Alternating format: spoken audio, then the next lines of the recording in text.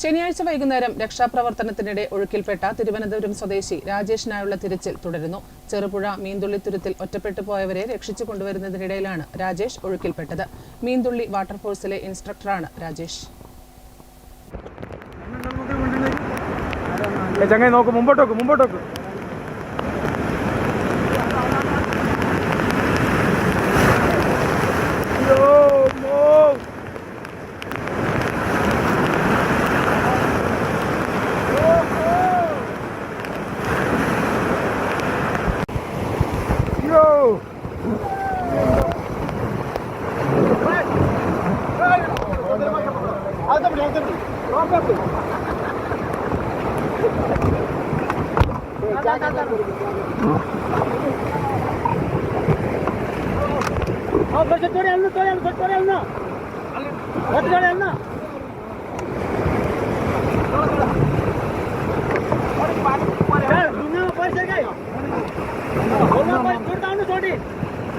चंद्र नहीं बैकोट चंद्र बैकोट चंद्र बैकोट चंद्र बैकोट